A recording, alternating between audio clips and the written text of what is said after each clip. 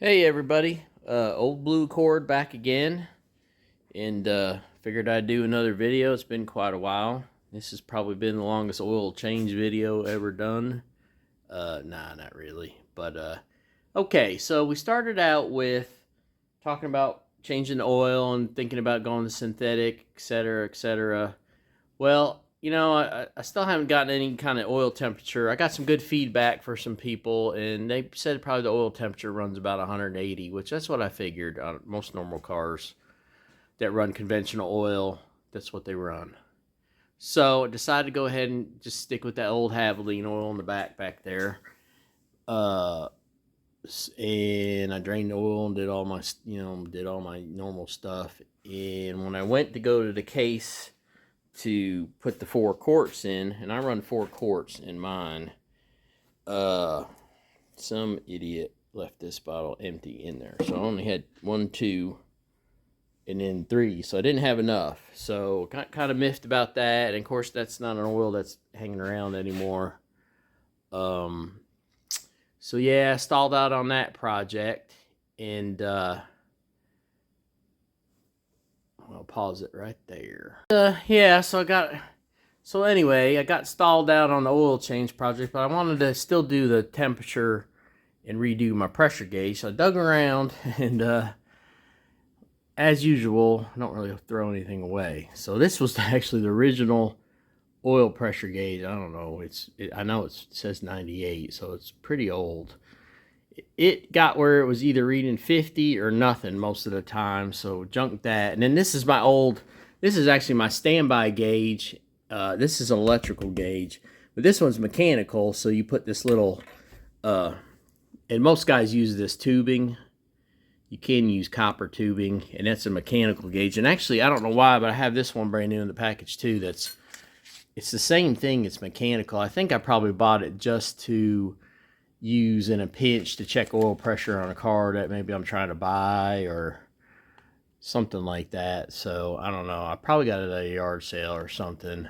Pretty funny in the box, but yeah, so a bunch of junk there. But really, honestly, I like the electrical, and I can't say I paid that much money for it, but maybe I did. Anyway, odometer, made in America, oil pressure gauge, electric. That's what's going to go in there. It should be able to fit. Should be able to punch another hole in my little portable gauge holder there. That's pretty easy. It's aluminum. So that's what we're going to do with that. And then what I'm going to do is I'm going to use a T. This is not the right thread, but I am going to use a T that's going to have, let's see if I can do it here. It's going to have, I'll get a T that's got the 8th NPT.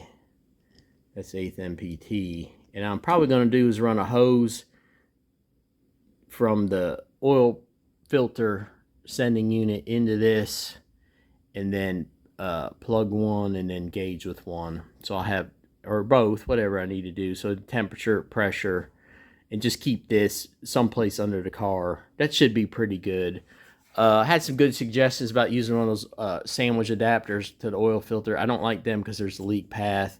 It's almost guaranteed that the O-rings, I don't know why, but the O-rings always end up leaking on those things, and you kind of dread it. But that's my experience and opinion. Somebody talked about oil leaks with their car. I'm going to help them out with that a little bit on the forums, but I always use a brand new Honda Crush.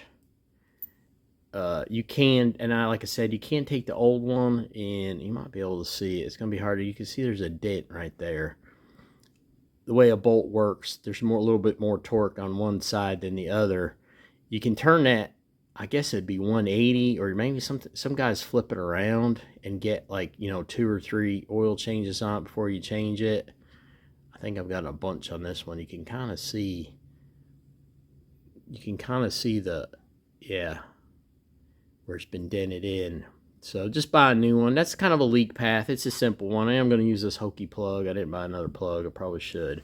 And then I did take the original plug, and like I said, I kind of didn't want to drill it out because it'd get kind of thin. And I drilled it out for, I guess it's 8th. I think it's 827 is NPT.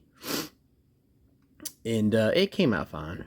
Yeah, it's fine. But it is thin. You know, the wall is thin right there. So you could use it as your oil plug, and then again you would put your sensor in there and then check. And I may actually do that just for kicks. No, this isn't the sensor, but that's the thread. And I may do that, we'll see. But then you have like the wire and everything for your sender coming out of there, and that's kind of close to the ground level. That might be trouble. So yeah, maybe we won't do that. But it's kind of cool. Anyway, I did that. So that kind of answered the 3-week oil change question. And then of course, classic me, I was looking for my extra gauges and all that other junk, and then when I walked over here, there's a whole case of Havoline 1040 right there. So if I really been super motivated and kind of maybe a little bit, that's actually a brand new case. I thought it was parts in there, but now I see it's taped together and it's got oil in it. Yeah, 100-year-old oil. But anyway, so yeah, I've got oil. I'm not gonna stick with 1040 for now. I'm not gonna do the 0W40 synthetic, not yet anyway. So that's about where we're at. Kind of short and sweet.